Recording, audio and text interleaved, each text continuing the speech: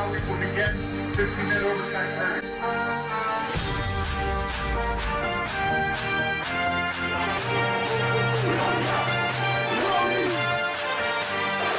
The 2018 NFL Draft is now officially open.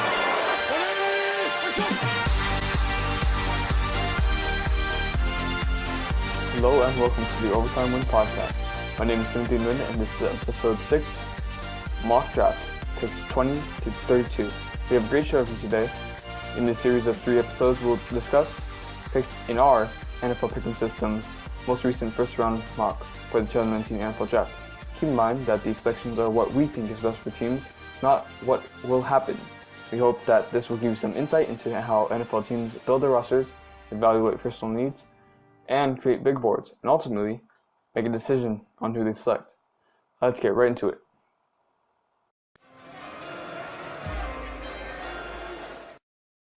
With the 20th overall pick in the 2019 NFL Draft, the Seattle Seahawks select center Garrett Bradbury. This is a position that they seriously need, especially since their current center is not very good. Garrett Bradbury offers a lot of support in the run game, which is something that they're increasingly relying on, especially with so many players in the running core right now. They have a Chris Carson, and just a lot of younger players that just really need an offensive line that can generate some push. You know, they have talent, but definitely strengthening the run game while also providing some, good pass blocking will be beneficial to them.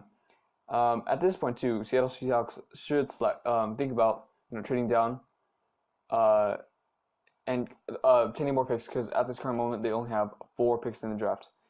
So this is something that they should consider definitely, because a lot of their older players are leaving the team. The Legion of Boom is no more on the defensive side, so they're gonna have to think about not just now what their immediate needs are, but then also going long term. Offensive line is a sure pick that will guarantee success going forward.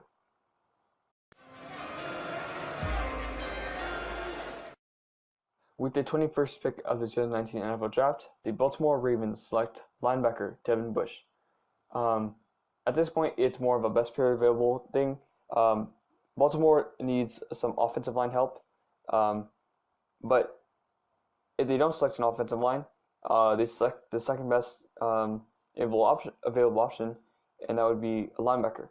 Baltimore has a lot of young linebackers, and they employ these young linebackers in a variety of sets, and that's also a little bit admirable. In the past season, the Baltimore Ravens sort of confused their opponents by employing these schemes where they put like 5 linebackers on the field at one time, only a couple defensive linemen, and they would rotate these linebackers to either rush or have some shallow coverage, zone coverages, and that's sort of something that has really worked for them. Just having this versatility in their linebacking core. Devin Bush offers a lot of run support. He's a hard hitter as well, and just in general, like that is such an underreported, sort of underdiscussed need for them. He would probably be an immediate starter just because he has so much talent, so much range from sideline to sideline. Definitely a solid pick.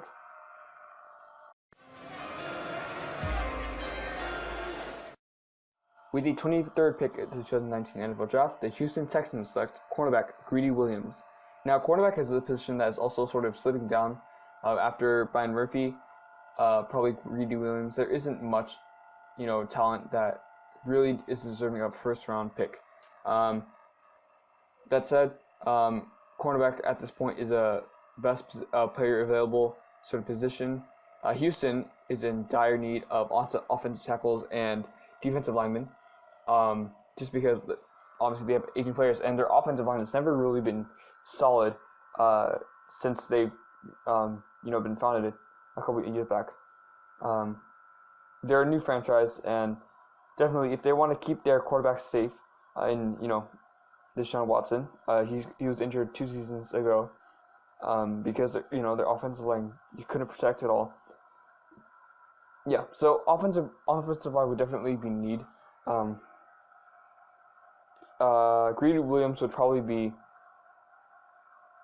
their immediate starter though, just because cornerback is also a position that they haven't addressed at all. I don't know, and just in general, their team is so young, so they're still trying to develop certain aspects of the scheme, and so you don't have to really look into the certain playing styles of Greedy Williams that much. I feel like their defensive coordinator will shape the defense to fit those specific qualities. But yeah, they don't have any starters at all at the cornerback position, and at this point in the draft, you select someone who's the best player available and someone who can contribute on day one.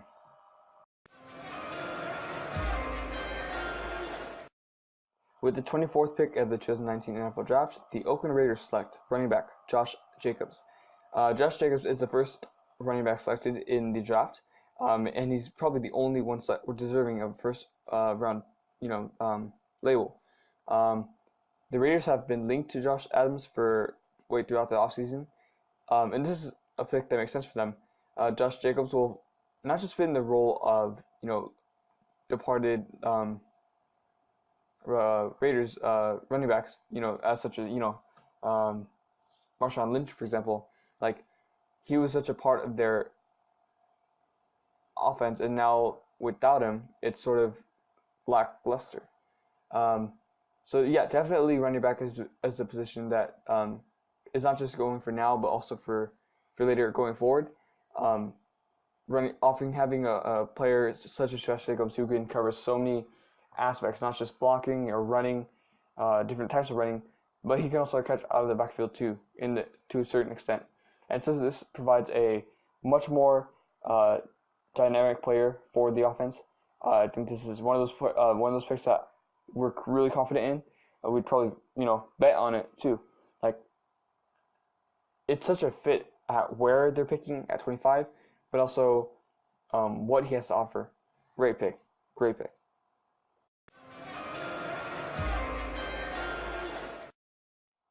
With the 20th pick of the 2019 NFL Draft, the Philadelphia Eagles select defensive tackle Jeffrey Simmons. Notably, Jeffrey Simmons is coming off of an ACL injury he suffered during spring offseason. And this is an injury that might have to wait until halfway through the season or near the tail end of the season to actually start playing again. And in my point of view, Philadelphia is a team that will make the playoffs, and they shouldn't have to pick for a player that will start on day one, because they really don't need it. Based on the offseason moves that they made so far, getting Malik Jackson off the free agent market is a really good addition to them, to their defense, and also adding in no player Tim Jernigan. So that's a solid 3 already.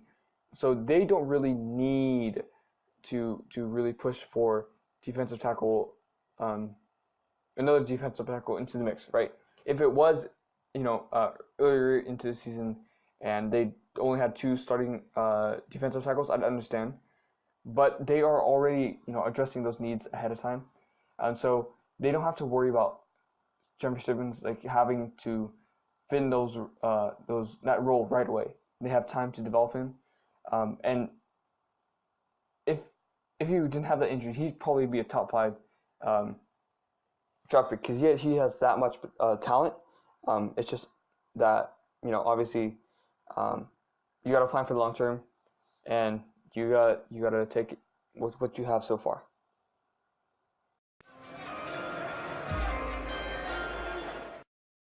With the 26th pick of the 2019 NFL Draft, the Colts select defensive tackle Jeffrey Simmons. The Colts really don't have a lot of players in general along the defensive line. A lot of players are such as Marcus Hunt in the interior is going to retire going forward. And so having that defensive tackle depth is really, really important. And this is a no-brainer. Like, you need someone to step in, and he fell right into your laps. He's not as good as a Jeffrey Simmons, but for what you have, and just looking around the board right now, defensive tackle is a position that makes sense. Will be a starter alongside Marcus Hunt, and when Marcus Hunt leaves, going forward, the Colts can be confident that he can hold down his position.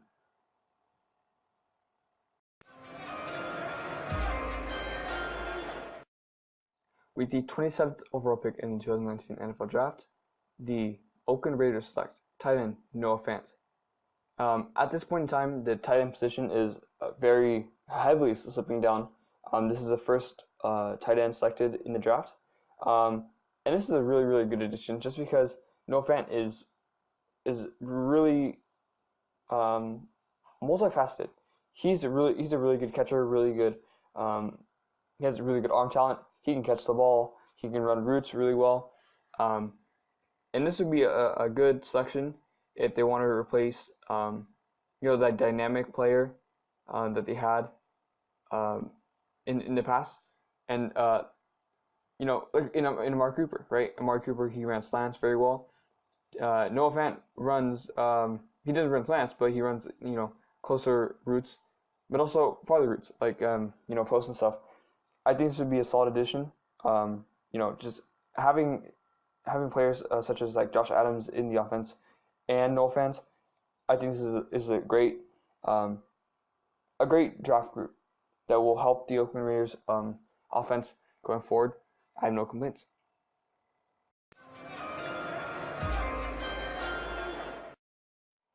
With the 29th overall pick in the 2019 NFL Draft, the Seattle Seahawks select defensive back Chauncey Gardner-Johnson. So far, Chauncey Gardner-Johnson has been compared heavily to Malcolm Jenkins, in that he plays the star position, which is something that we don't really use often. But a star position refers to a defensive back player that plays a lot of positions along the defense. So not just a cornerback or a safety or a linebacker. He plays all those roles whenever he need be. He was used a lot around the defense at his school. He played some safety. He played some corner, and that's some very valuable traits. He's very good if your team is looking for a player who can plug and play, who can fill in spots, who can also play in just multiple schemes, multiple types of defense. This would be a solid pick for them, because obviously, with the sort of breakdown of the Legion Boom, like what they used to have, Chauncey Gardner-Johnson would provide a strong point for their defense. He has so much talent and such a versatile piece.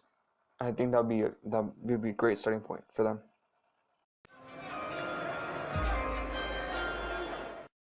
With the 30th overall pick in the 2019 NFL Draft, the Green Bay Packers select, with their second pick in the draft, offensive guard Chris Lindstrom. This is a direct response to their aging offensive line. Some are going to retire, and just in general, a move to protect their quarterback Aaron Rodgers. Last season, Aaron Rodgers was injured. He had to, and from there, just the whole offense just crumbled. The Packers couldn't really get anything going, just because they've relied so much on the intelligence, on the athleticism, or not the athleticism, but the maneuverability, the play calling, the play reading, leadership of their quarterback. And so adding an offensive guard that is younger, that can take the place of their older players right away, is something valuable.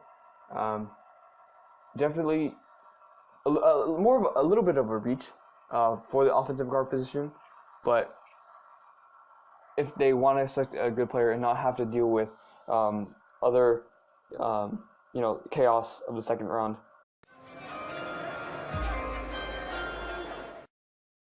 With the 31st pick in the 2019 NFL Draft, the Los Angeles Rams select cornerback Amani Warrior. Now, there's a steep drop just from Byron Murphy and Greedy Williams to Amani Warrior. The first two are just developed starters. They're great. They've played for some time now.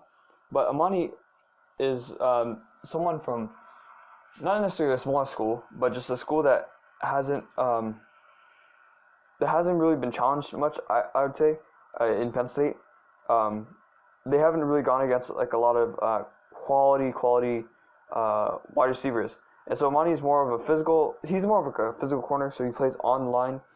He uses his hands a lot to get in the face of the opposing receiver. He's a very physical player, and that's something that could benefit the Rams.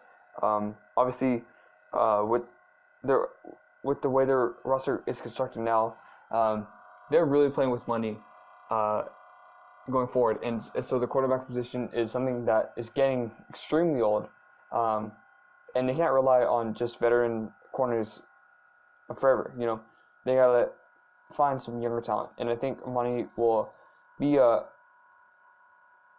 great addition to the team just because he's versatile.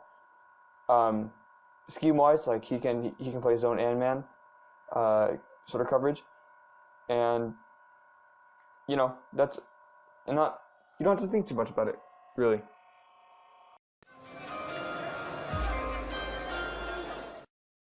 And finally, with the 32nd pick of the 2019 NFL Draft, the New England Patriots select quarterback Daniel Jones. At this point in the draft, the cornerback position isn't strong, and just in general, this draft isn't very good for the quarterback group. It's really just the first two players, maybe Drew Lock, and then from there, it's more of a gamble. Daniel Jones is someone you have to really coach. You got to put effort into molding him. He makes some bad decision making in film, and that's something that he definitely needs to improve on. But also at the same time, New England has to seriously evaluate whether or not or how they will progress without Tom Brady. Obviously, he's one of the oldest players in the NFL, and you know it can't exist like that forever. So definitely, they should start thinking now about moving on, start developing guys so they can get right back on the track coming into next season. Yeah, not much to it. Having that 5th year option in first round picks will allow New England to keep him longer and just develop, and hopefully he becomes something that the rest of the league can admire, just like a Tom Brady who was selected in the 6th round some long time ago. And that concludes our 3rd episode in the series, episode 7. We hope you had a nice time, some insight, some thoughts about the draft and what you learned, how we evaluated each roster, and how we finally made the decision to select a player. When you're doing these drafts, it's important to consider not just what's happening right now, but also what's happening in the future. Not just about what's happening on this draft day, but also in other rounds, in the 2nd round, 3rd, 4th, 5th, 6th. Every decision that you make now will affect those decisions later on. And so, if you select a good player, you go with him and figure it out going forward. And so that's like a lesson that I hope you take away from this. And I hope that after listening, you have some insight into how teams select their players, not just based on what their holes are, but also what will benefit them going forward. And that's about it. We hope you had a nice listen, and we'll see you in the next one. Peace out.